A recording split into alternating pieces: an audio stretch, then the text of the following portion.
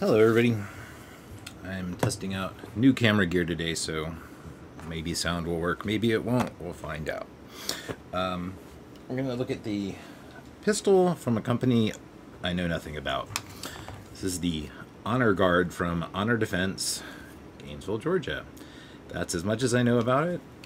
It is a single stack, 8-round magazine, 9mm. Striker fired gun, and there's really not too much interesting about it. It's got an awful lot of texture on the grip, and trigger feels like garbage. That's not fair. The trigger is heavy, so for a striker fired gun it's a little strange, but let's rip it apart and see what it's made of. Fairly standard field strip. Lock the slide back, rotate down, and slide it off. So in this particular case, there's a mechanism joining the front and back here, so that when you rotate down the takedown, you'll note the sear also travels down, so you don't have to pull the trigger during disassembly. Sort of nice, I guess, if that's the kind of thing you're into, but that's kind of our first view of why this is such a heavy firearm. Is it's definitely a double action, and that this sear is not going straight down, but actually coming back a significant way as it goes down. So similar to the Glock, but even more pull. So when you pull the trigger, you're actually pulling the striker even further back than it normally sits. So that extra force translates to a fairly heavy trigger pull. So set the frame aside and start looking at the other strange things here. There are more cutouts on this slide than usual. First odd thing is the recoil spring. It's not captivated, so don't launch this into your face. And second is this strange shape, which I'm guessing meets up with, sure enough, a limited amount of space in the frame itself, so can't go in there the other way, so they made it so it sits in there like that. Not used to where the camera is yet, so sorry if I'm right justified through half of this video. So anyway, looks like if you really wanted to, maybe you could take this apart. I don't think I really want to. Let me see if I can get... Yeah, that doesn't look worth taking apart, unless it breaks. So just treat that as an assembly. Barrel, you can lift out the barrel and see some kind of odd degree of funkiness here. The hood has a cutout in it there. Not 100% sure why. Let's see what that actually rides in. So why did we need that cut out? So that's to make room for the big ol' extractor. So in this case, the extractor is so honkingly large that they've trimmed that away on the right side to give you room so the gun can actually tilt out of battery. Fairly hefty barrel, to be honest. It's standard rifling, not button or anything. So not a whole lot interesting going on here that we haven't seen before. The pin that it moves on is actually a round pin at this point.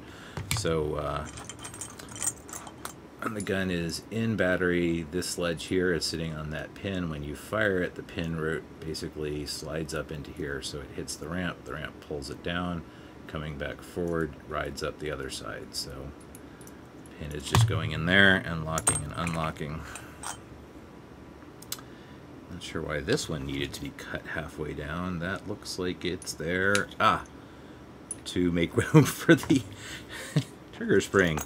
So the way the trigger spring is wound around in this world, it kind of rides up high here for the trigger return spring, and so they milled out a chunk of here to make room for that. So a little strange, but not crazy strange. Now, here's something that some people like and some people don't. In your normal striker-fired guns like a Glock, you stick a punch in there and move something out of the way to release the back. This mechanism is a little easier to deal with, and that there's going to be a little detent there that you can push in, and that's what's holding the back plate on. So we push that in with a punch, and then we'll be able to lift the back plate up, and then you want to catch this. In this case, the detent is not actually hooked onto that spring particularly firmly, so not only will the detent launch without the spring, but it's a fairly hefty spring as well. And we'll take a close look at what's going on there, and we should be able to see what happens is this is not all the way around. It has a flat side, and here there's a rounded area that goes halfway through, and so what happens is the flat part lines up all the way on the side where you actually see it sticking out of the gun, but the rounded part is in that little groove there, preventing it from going up or down. So that's just a latching mechanism for the back plate. This is a little interesting. So the striker assembly is going to come out, and no plastic here, well, except for the spring cups. What's the dealio? So that's the safety, and it looks like the so the striker itself has a little arm there on the side that rides in this metal channel. So that little arm off to the side is, as far as I can tell, that looks like what gets unblocked. So when this is forward, it runs into that. If this is pushed out of the way, the striker can come the rest of the way forward. So like if you watch the striker come back, and you'll see this pop back into place, that's the safety. So the striker can't come any farther forward than this unless something pushes this out of the way. And it will reset on its own because it has a nearly microscopic hair-like spring in there, which we may or may not decide to take out. So for the rest of the disassembly of this, it's not going to be too unusual. It has a single spring cup that wraps around like a horseshoe instead of two that come off to the side, so we can hang on to the tail of the striker and compress the spring, lift that piece up, and it will come off, and then hang on to the spring. And it also has a firing pin return spring in there. So let's take a look at all of this without the springs in the way. So the spring cup has this area here that it rides in, and that's really all that this will actually move, but it prevents it from going any further out than that. So that holds the spring locked between these things become the end caps for the spring. This one, because it's, only the striker can fit through it, not the spring. And then on the far end, this spring cup, which is of course limited to where it can go in there. So the whole thing is just compressed in there. Striker return spring is a nicety because it's slightly safer. So when the gun fires, that little spring is going to automatically push the striker back so it's off the firing pin. And so that little spring, it doesn't look like much, but basically that gives you positive return force.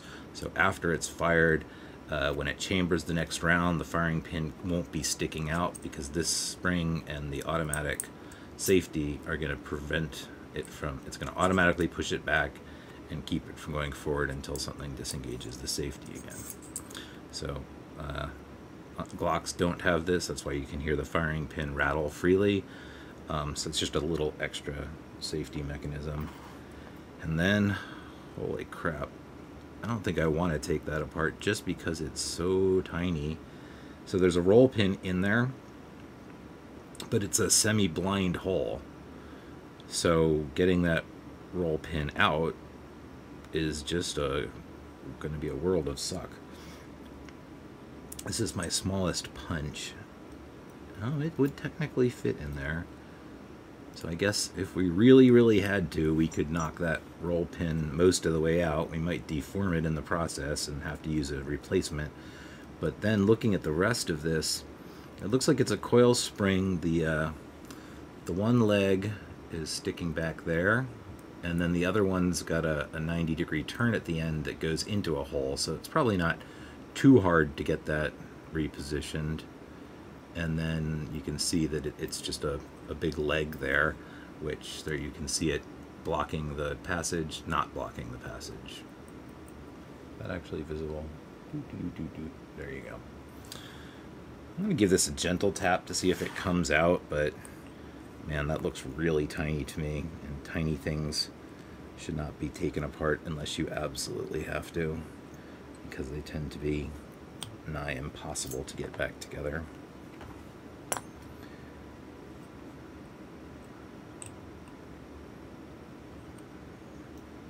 Wow.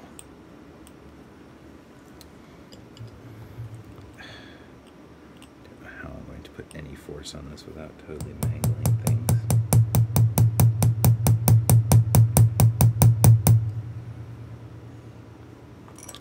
So much vibration in this itty bitty punch, I'm not sure that that's going to move.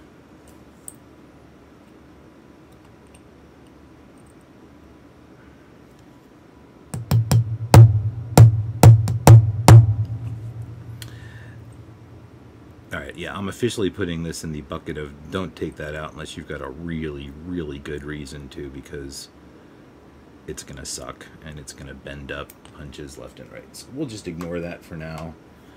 You see nothing. Obviously, if yours is broken, you'll have to contend with that, but thank you to the lovely folks at Honor Defense for making something that nobody would ever want to take apart, and a fragile, tiny little spring inside it.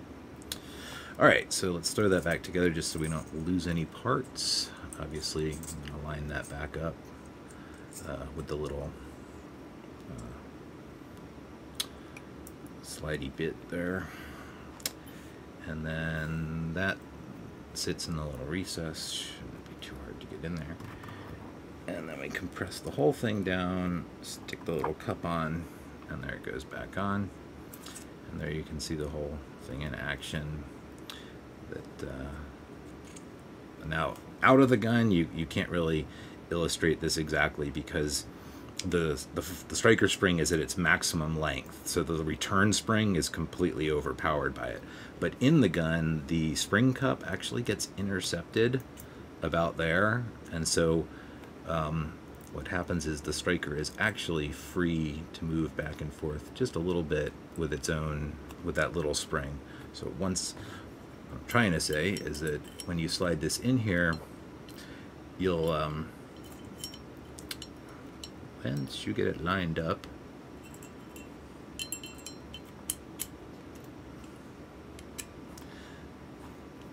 oh, hello cat. All right, there's some resistance there, and so you notice that when I push that now, it doesn't just spring forward, but it will spring backwards. So now that little tiny spring is winning the fight because it's bottomed out. So anyway,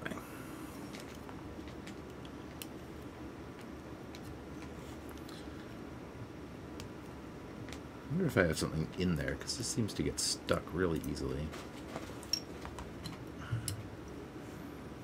Yeah. All right, obviously I'm being joined by the cat.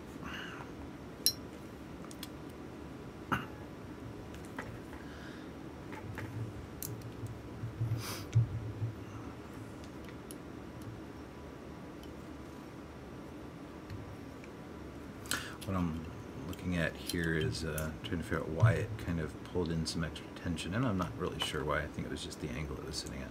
Alright, so the last piece here is the extractor. I don't think this is going to be anything particularly surprising. A little roll pin there, and there's a little cutout in the slide for it.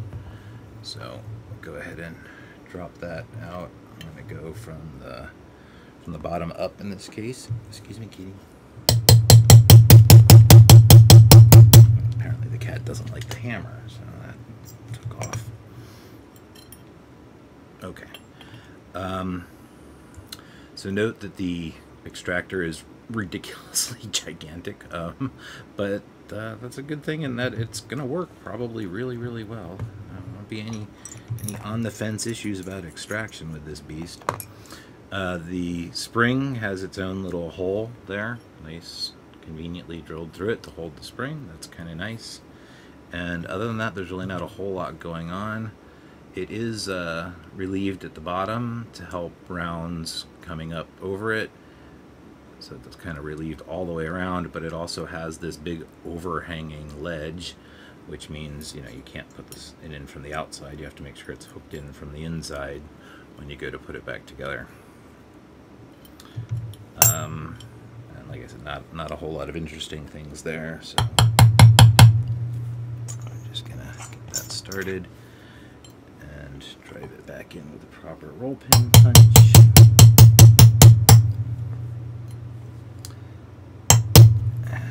Go to flush there, make sure it's not sticking out on the bottom, and that's our slide. There's not a whole lot to it, so slide this guy back in, find the gigantic spring, tuck him back in, and again with this guy, remember that the flat half is going to go the flat side towards the inside of the gun, so that when we push that down and slide this guy in, it's going to snap into the correct place.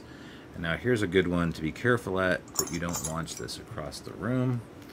So try and be careful there. And sure enough, latched right into place for us. And again, with the non-captivated spring, you're going to want to grab the spring kind of towards the front and push it so you don't kink the spring. And remember that the flats are the sides, not the top and bottom. All right. So no big surprises on the slide other than that really tiny safety mechanism. Now back here, we've already seen a couple things that are mildly interesting. The takedown lever is connected back to the sear, so you don't have to pull the trigger. There is an over travel adjustment, and that it has a big giant stick out piece of plastic that bottoms it out. I'm not sure. I don't know what they were doing. Anyway, and most of this looks like heavy stamped steel in the polymer frame. A little curious. I'm not sure what all is holding it together other than this with the takedown. So we rotate that down and then we'll be able to wiggle it back and forth, and it should come all the way out. And let's see. Oh yeah, there actually is another mechanism, and oh, that's the so if you look through the side, you'll see something impeding, coming into that little window. What that piece is there, that's the part that goes all the way back. It's this arm here goes all the way back, and it'll operate the striker. So when you rotate that, that's why it's pushing the sear down. So that's kind of neat. It looks like that might be the entire takedown, and this whole unit is gonna lift out. I'm only cautiously optimistic when I say that. I've never done this before on this gun. I'm trying to see all the little bits that are gonna come shooting out if I'm wrong. My theory here is that this piece here is heavy sheet metal, but it's stamped all the way, and it's the same piece for these front rails and the back rails. It's all one piece, and it looks like there's some hooks there at the back, so it looks like it's hooked under the polymer, which means once that front piece is out, the whole damn thing should just lift out. And that looks like I am correct. Now, when you do this for the first time, God only knows where there's some tiny spring that's just on the side of the thing. So try and keep hands on all of it a bit as you go. And it looks like you got to get it up pretty good and high before those hooks will come out. So I'm going to clear the front, and boom. Gun frame. The only thing left is a ambidextrous, always ambidextrous magazine release. So if we look, the magazine is going to only have, it's not on the sides, it's in the center. So the way this guy works is, if you can see this top cut, this top piece is angled out, and then this bottom one, so the bottom is just the latch. Once something gets past it, it'll stick there right in the middle and hold it. And what happens on the way down, as it's going to push past that piece, is this ramp is there to push it off to one side, and then it's going to always, so the springs always want to center that. If you push it with your thumb, left or right, then the support will be off to one side and it'll drop.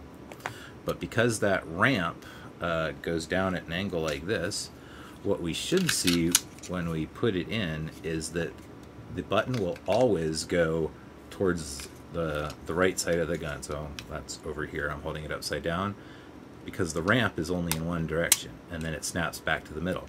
But I can release it in either direction, so that's kind of neat. And you can, let's see if I shine a little extra light in there so you can see that same mechanism. If you note, the bottom of it has the big slanty angle and the top of it's flat, and then it's got a funky spring so that no matter which direction you push on it from, it pushes back to the middle.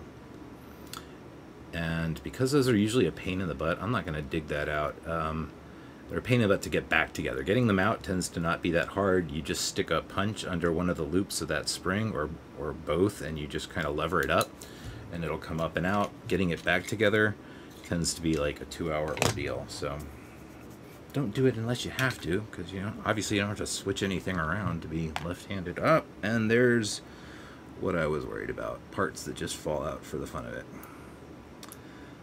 Oh, that's funny. So this version doesn't have a safety, but this little plastic stubby piece, when we take it off, what does it reveal? A big F for fire, which means they must make a version of this with an external safety, and that this is just a plug to fill up this hole where the safety would otherwise be. So that fell off because it's not really doing anything. But mechanically, everything is in here. Nothing, the only thing that seems to rely... Wow, actually, I take it back. There is nothing that relies on the polymer. So that's a little unusual. And in terms of, if we think about how is the force going to be transferred, when this thing fires, the barrel is going to get caught by this pin. So it's a hefty pin, which is good, but that's going to transfer all the momentum into this little frame. The frame is hooked, you know, with these big knobbies in the back, so that's going to transfer force straight to the back, and the only other place that it's got force transferring to the frame is this large pin. So every time you fire it, basically this piece of plastic here and on either side that's around that pin, and then these lugs in the back, that's where all the force is caught and transferred into the frame and then your hands. So I'm impressed that that hasn't fallen apart. I guess that's why that front pin is as substantial as it is. And the back, I'm guessing this is like glass reinforced or something. But anyway, I digress. Let's talk about how you get an entire striker operated gun into one little stamped piece of sheet metal. So the slide lock is not too much rocket science here. This is the part that's going to actually block the frame. So let's take a look at that. Yeah. So this cutout here in the frame is what's going to get stuck on that. So normally this frame side is just riding along there, and let's see, probably have to do that.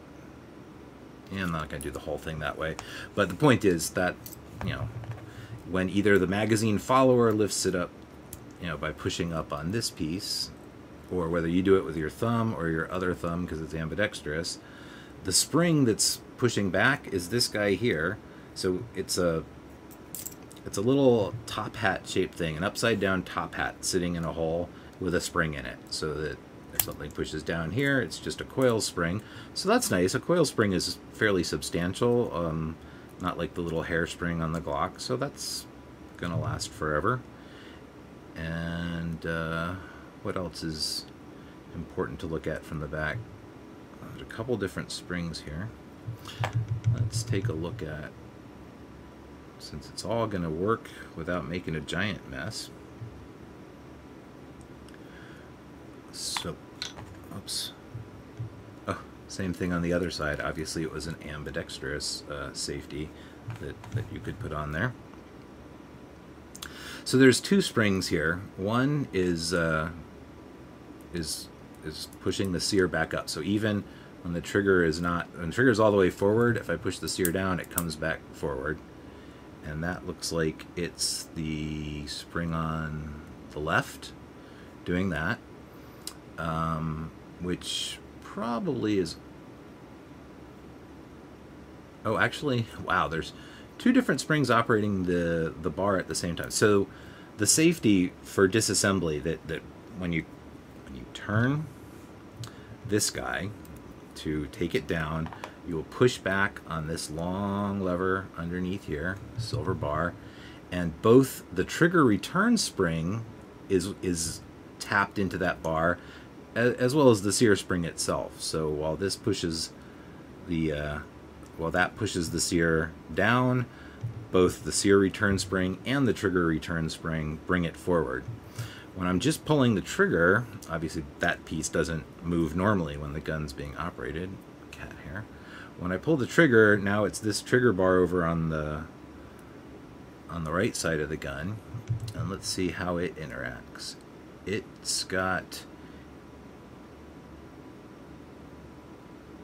let's see, what is that doing? It's just moving this piece, which is going to both operate the safety in the top of the frame, excuse me, in the slide. So as this comes back, or is it? No, I lied. I'm sorry. I think this is the, or is that the disconnect? All right, now I gotta line stuff up to be sure. Nope, I'm wrong. So this is the disconnect, this is the safety. So this pushes that safety out of the way, and then bumps into the sear and just pushes the sear. So this is just its own piece until it bumps into this, at which point it tilts it over. And there's one last spring in here, and what that is for the disconnect. When the gun cycles, the disconnect gets pushed down. There's a spring down there to push it back up. And basically what's happening is you push that, and this piece goes under the sear, letting the sear snap back forward. When you release the trigger, you go forward. You start to pull the trigger, it comes back, goes bang. This gets pushed down by the slide cycling, and that reset. So, disconnect, reset, fire, disconnect, reset, fire, disconnect, reset, fire.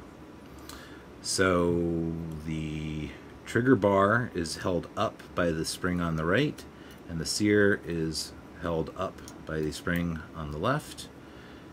And then the trigger itself is brought forward with the trigger spring, and that's the whole damn thing. Alright, so let's gut it. It looks like if we take the, I'm going to hold down on this slide lock so that this pin should not be under a whole lot of tension, and then should just lift straight off, and then expose what I was describing earlier as a little baby top hat with a spring jammed in it. So that just, there's a hole in there. The rim of the hat keeps it from falling all the way through, giving you a support for a coiled spring.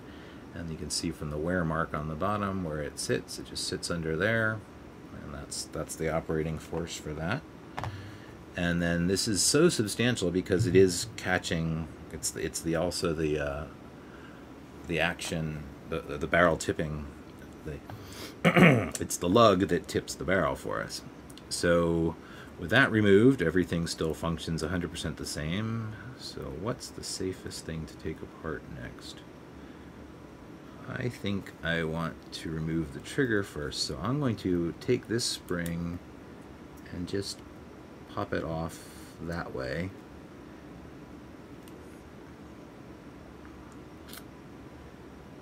And see if that's enough.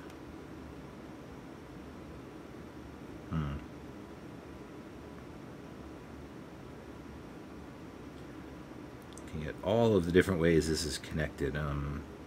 Trying to think of if there's anything that's going to let me bring that down without having removed all of these things first. Until it's all the way apart, it's a little hard to determine what the best order of operations is on this kind of thing sometimes. So we can put him back on there while we think about it. So the trigger bar itself, that tail comes back pretty far. If I drop this pin out, then that spring is kind of going to go flying, but that should be enough to get the trigger off though. So I'll just hope that we can get enough tension back in there afterwards. Yeah, it's not under a super high amount of tension, thank God. Alright, so we take that pin out and then go ahead and pop that back off to the side. And if I'm correct, we should be able to just wiggle that guy back out. So spring was sitting in there, which was just return force for the trigger coming back forward. And then, so since the point of rotation is up here, when we pull the trigger, and the trigger bar is connected below that, so when we pull the trigger backwards, the trigger bar moves backwards. If these were reversed, if the pivot was lower and the connection was higher, it would be the other way around. When we pulled the trigger back, the trigger bar would go forward. So guns are often designed in either direction. And then we can, now that this spring is free, is this guy actually heavily attached? I don't think he is. I think he's going to just slip out for us. Of course, my spring is stuck, but there we go. So this is the other piece there, which is the spring. So the spring sat in there and put tension on the trigger by sitting pretty much like that. So let's shove a pin back in there to hold it all in place, give us a sense of how this thing went together. So this piece, which is, again, this is just the takedown mechanism, and I think I just put it on upside down. I'll have to check that again in a minute. But the point is, it holds one side of the trigger and then of the spring, and the other spring just comes down along the side of the trigger, so that, you know, if you rotate around that pin, you're building up tension in the spring, so it pulls the trigger back forward afterwards. Okay. So looking good so far. Now we're down to the disconnector spring is just flopping around, and then the only other spring with tension is the actual sear spring. And it looks like the sear spring, so the disconnector spring comes up from underneath and it sits in a groove, and the sear spring comes from over the top. So that's a good thing to remember, to make sure you can tell them apart. And doesn't really matter which one we remove first, I don't think. I'm guessing that if I lift up just a little bit on that spring and start this pin out, then everything's just going to kind of fall in place pretty easily. Yeah, these guys are going to be easy to retension, and of course now there's no tension on anything, and so the final pin is what's holding everything else in. So if we slide that out, we should get our sear and our disconnector spring and our sear spring. So remember to keep these separate so you don't get them confused. They look similar, but they're actually slightly different colors, and the disconnector one has half more coil, and the sear one is kind of more U-shaped overall, whereas this one is kind of, the legs go out from the middle. And so again, this the grooves in this pin are just there to keep the spring aligned. As we mentioned earlier, there was a version of this with a safety, so these would be a little bit longer and hold a safety in the other version. And then this is the sear itself. Notice it's not particularly fine or polished. That's another issue with that heavy pull, but that's really what it's designed for. They did not, make this to be an easy gun. Most of that trigger force, again, isn't from that return spring. It's from the actual sear. So let's look at how some of these things worked.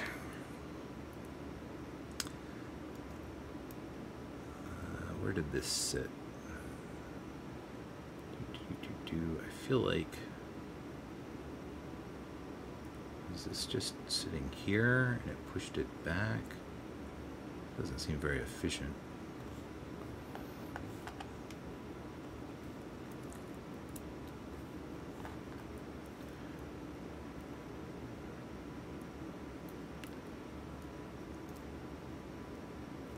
I gotta see this in the gun, because this is really strange to me. Take it off its spring and let's think about how that sat. So it did sit in there like that, and if this, let's put the sear in there along with its pin. Of course, it helps to put things in straight if you want them to behave.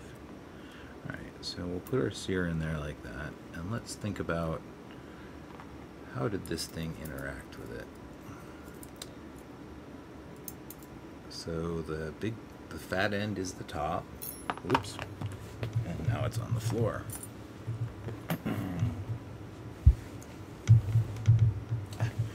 Sorry about that. So it sat in there, and yeah, that looks like what it did. So it actually, yeah, okay. Sometimes it helps to put it back together a little bit to figure out how it actually works. So what's going on there is this actually sat with this in the gun like about this. So when this piece moves back, it's gonna line up with the pin and just push this part over like that to push it down. So normally the sear's up, this guy comes back in here and pushes it down. So, oh, actually I lied. It's not that far back. That's why it was driving me nuts. There we go. This makes far more sense. Sorry about that, folks. Here we go. It sat on the pin, and it actually engaged just that little overhanging piece. So that big top part would align with it and give it something to push on. can't push past the pin, but it also rides back and forth on the pin so it doesn't get misaligned. And it really doesn't have to push very far to tip it down a little bit. Okay, so that's how that safety works. On the sear side for tension, we had a spring sitting up there and going around this, and so in this case this spring here was just under a little bit of tension like that, so it's hooked over the top of this bar and it sat close in there, so this just lifts the sear back up, so it just sits right under there and lifts the sear just like that. So push down, spring pushes it back up. Hopefully that's all relatively clear. And then last but not least, let's look at how that trigger actually engaged. So when we were pulling the trigger, I think it looked like it lined up, yeah, pretty much like this. So trigger came back, pushed the sear, and then the disconnect stroke pushed it down, which would let it pop into this area there. So it would push the trigger, and then when it, let's do it from the back, maybe we can see it a little bit better, pushes the trigger down, disconnect pushes it to here where it can ride into that shelf. So long as it's high enough, it will push the sear. As soon as something pushes the bar down though, that lets the sear snap back up, because now there's a big cutout for this little wing to sit. And that's really it. There's not a whole lot else going on here. Again, a little weird on the roll pin with the roll pin coming into a semi-blind hole. If we really wanted to take that out, we could, but there's no point. It's not rocket science. Pretty substantial part. Not 100% sure how that's made. All of it's got a pretty good finish on it. And yeah, this is going nowhere, so it's solid. So while I don't like the feel of the trigger, I have to admit, design-wise, it seems relatively solid. These are not too small springs. This one's substantial. I like having a coil spring instead of an even thinner spring up there. This is the only weak spring in the system, as far as I can tell, is that safety. That safety is a little worrisome in how small it is, but not a huge complaint, all said and done. So let me clean this off just a little bit while I've got it out.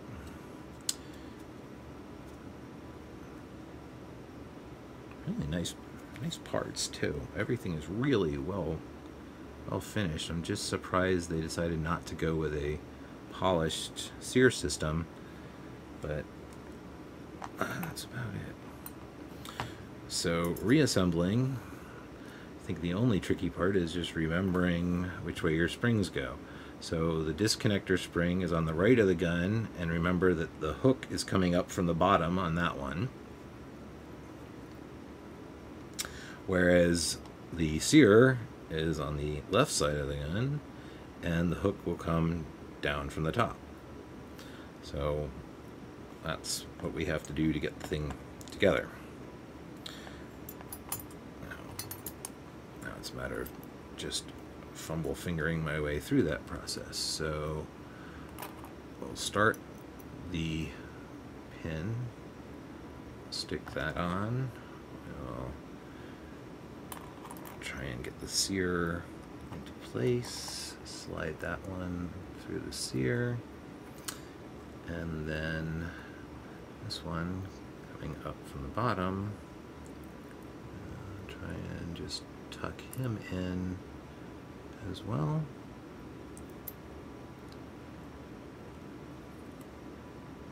And once we get it to the other end, it's just a matter of centering the pin so it comes through.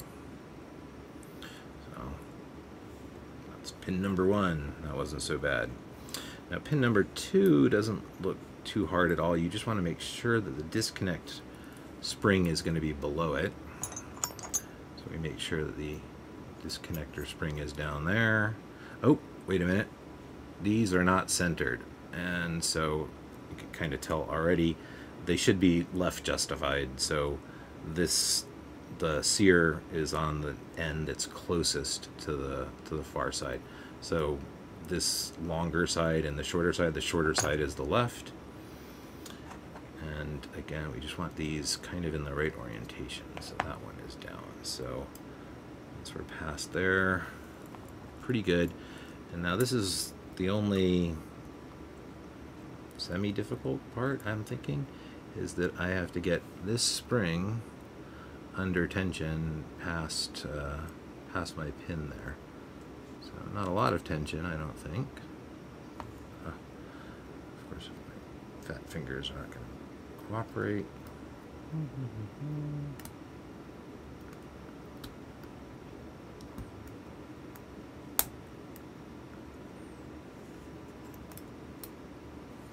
And there we go. So sear is now actually under tension because it's hooked over the top. The disconnector won't be under tension until we put the trigger bar back in. So it'll hold itself more or less together at this point. And we want to get that trigger going on again. So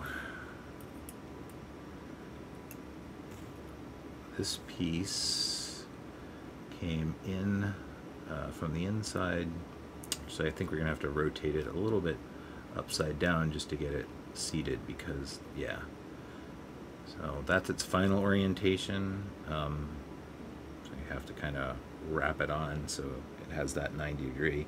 And importantly, this little horizontal window is for that leg of the spring.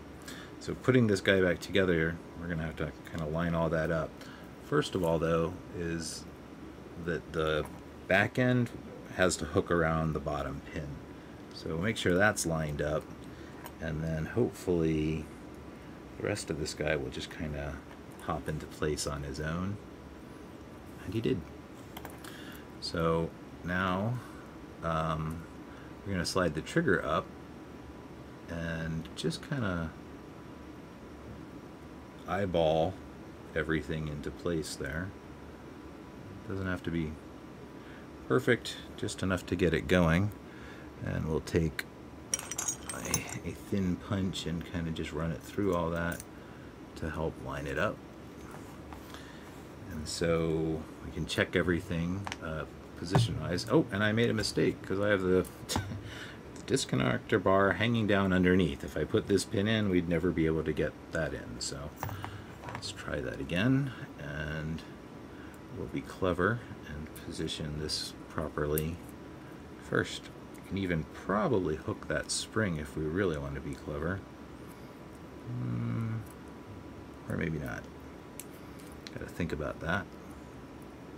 All right, let's think that one through. If that spring is too far up, everything's gonna be cattywampus. So if we hold the spring there, I do need that to go in there.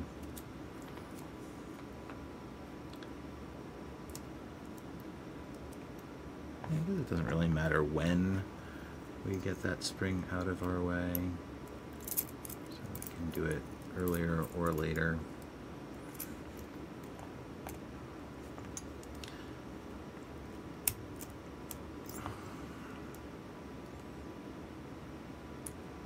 Case, I'm opting for earlier, and fortunately, from the looks of it, it really is right at the edge of where it would come under tension for the trigger return spring. So we're going to be able to really easily just, you know, eyeball line that up with a small punch, and then come back in with the actual pin and line each part up one at a time, get it going through the spring. And just a little finger force, we should be able to get it to line the rest of the way up. Should being the key word here. It goes through each piece one at a time. And there it goes all the way through both sides of the frame. And as long as this is still in its little groove, pew pew pew, disconnect. We've got a gun again. So we'll put the magic top hat and its spring back into the hole up front.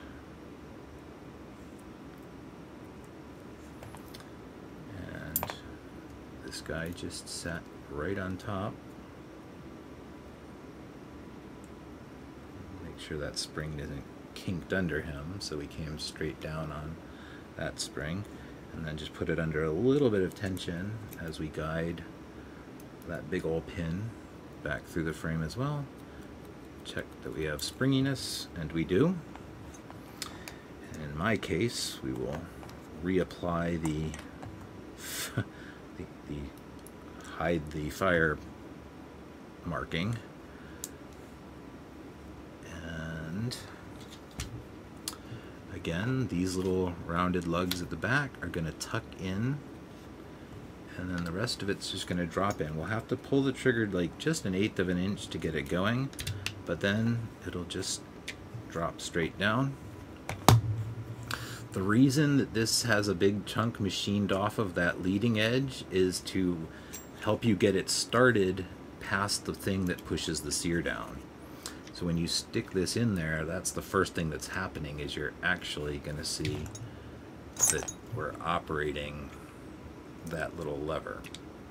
So as this guy works his way in, you see the sear went down and snapped back. And again, on the far side, probably an intelligent trick to this. Yeah, so, you know, whenever you're putting these on, you generally rotate them around until they're in the place they want to be to lock things into place. And in this one's case, yeah, once it's down at the bottom again, it'll snap the rest of the way in. You can see that it's correctly operating its little lever because the sear goes up and down. Watch here while I operate this. Sear down, sear up, sear down, sear up. Now, the trigger doesn't do anything interesting when the sear is already held down, but when it's up, operate, disconnect, reset. Operate, disconnect, reset.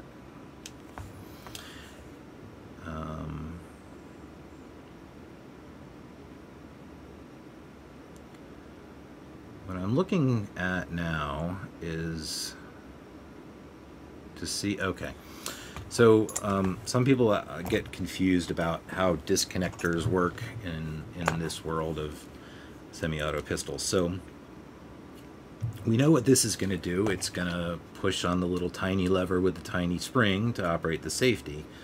But this one, this button gets pushed. After you pull the trigger, it goes bang. When the gun cycles, something has to push this down to create the disconnect. So if we just look, where does this interact with the slide? It's this notch right here. So there's very little space where that can actually be all the way up. And as soon as you fire the gun and the rail starts moving backwards, this is going to push it down. So essentially, that button sticks up here, but when it goes bang, and this little slanted little slope there is just enough to push that down, which gives you your disconnect. And it doesn't reconnect until the gun is completely cycled. So if you notice, it's going to hold it in that disconnected position under the rail for the whole cycle until it's all the way back in battery, and only then does it actually risk letting the trigger be in a position where it could operate the sear. So as soon as the gun goes bang and it's anywhere out of battery, the slide will be holding this down. So no matter what you do with the trigger or where the slide is, it's going to be holding that down so it can't interact with the sear until it's completely in battery, and only then is there room in the slide for that to come up, at which point then you can actually usefully pull the trigger. If this is down, pulling the trigger doesn't do anything to the sear, only when it's up, and then it tips the sear back.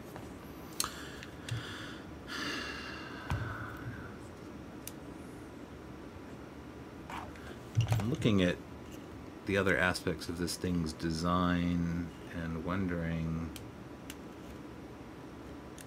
Oh, okay. Trying to figure out how this was going to get past the actual button that operates it. And the answer is, well, the button is sloped or a little rounded on the front and sharp on the back. So the back is the part that's going to...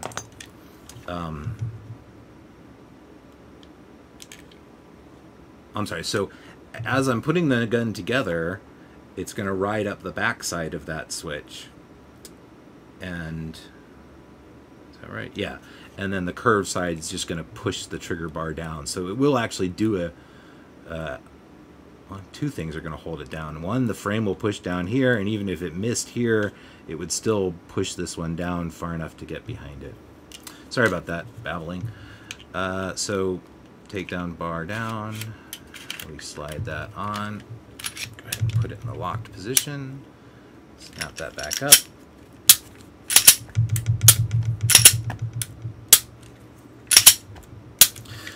So, that's the Honor Guard Honor Defense. I know nothing about the company. To me, the gun feels a little top-heavy for a single stack, but it's a really substantial barrel for some reason. I suspect it would last forever.